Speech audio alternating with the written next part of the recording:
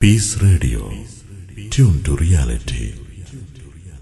താടി വടിക്കുന്നതിൻ്റെ ഇസ്ലാമിക വിധി എന്താണ് എന്നാണ് ഒരു ശ്രോതാവ് സംശയമായി അൽ-ഇജാബയിലേക്ക് എഴുതിയിരിക്കുന്നത്. റസൂലുള്ളാഹി സ്വല്ലല്ലാഹു അലൈഹി വസല്ലമയിൽ നിന്നും താടി നിങ്ങൾ അത് എങ്ങനെയാണ് ഉള്ളത് അത്തരത്തിൽ വിട്ടേക്കുക എന്ന് അർത്ഥം വരുന്ന രൂപത്തിൽ ധാരാളം ഹദീസുകൾ വന്നതായി കാണാൻ സാധിക്കും.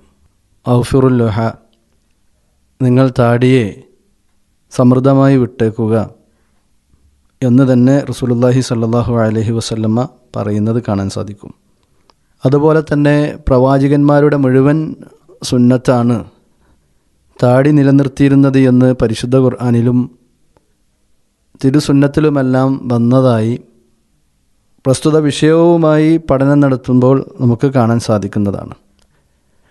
മൂസാ നബി അലൈഹിസ്സലാം തൗറാത്ത് വാങ്ങിയതിനു ശേഷം തിരിച്ചു വന്നപ്പോഴേക്കും സാമിരിയുണ്ടാക്കിയ ഫിത്നയിൽ അകപ്പെട്ട് പശുക്കുഞ്ഞിനെ ആരാധിക്കുന്ന അവസ്ഥയിലേക്ക് ഇസ്രായേൽ സന്തതികളെത്തിയപ്പോൾ മഹാനായ മൂസാ നബി അലൈഹിസ്സലാമിന് ദേഷ്യം വരികയും തൻ്റെ സഹോദരൻ്റെ താടിയിൽ അതുപോലെ തന്നെ തലമുടിയിലുമെല്ലാം പിടിച്ചുകൊണ്ട് അതിൻ്റെ പ്രതിഷേധമെന്നുള്ള നിലക്ക് തന്നെ കാര്യങ്ങൾ ചോദിച്ചറിയുമ്പോൾ വിശുദ്ധ ഖുർആൻ അവിടെ പറയുന്നത് കാണാൻ സാധിക്കും.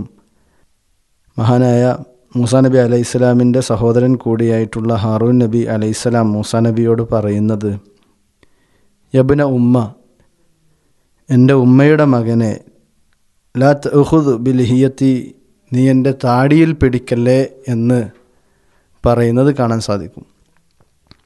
അങ്ങനെ നോക്കുമ്പോൾ പ്രവാചകന്മാരുടെ മുഴുവൻ സുന്നത്തുകളിൽ അവർക്കെല്ലാം താടിയുണ്ടായിരുന്നു എന്നത്, അവരുടെ എല്ലാം ചര്യകളിൽ അവർക്കെല്ലാം താടിയുണ്ടായിരുന്നു എന്നത് വിശുദ്ധ ഖുർആനിൻ്റെ അടിസ്ഥാനത്തിലും നമുക്ക് കാണാൻ സാധിക്കും.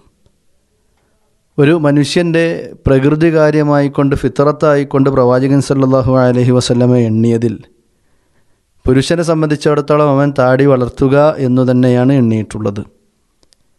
അതുപോലെ തന്നെ യഹൂദികളോടും ക്രൈസ്തവരോടുമെല്ലാം വൈരുദ്ധ്യമാകുക എന്ന നിലക്കും എതിരാവുക എന്നുള്ള നിലക്കും വിശ്വാസികളോട് താടി നീട്ടി വളർത്തുവാൻ പ്രവാചകൻ സല്ലല്ലാഹു അലൈഹി വസല്ലമ പ്രത്യേകം കൽപ്പിച്ചതുകൊണ്ട് തന്നെ ഓരോ വിശ്വാസിയും നിർബന്ധമായും അത് നിലനിർത്തേണ്ടതുണ്ട്. മുഴുവൻ മദ്ഹബിൻ്റെ ഇമാമുമാരും താടി വടിക്കുന്നത് ഹറാമാണ് എന്ന് തന്നെയാണ് പറഞ്ഞിട്ടുള്ളത്.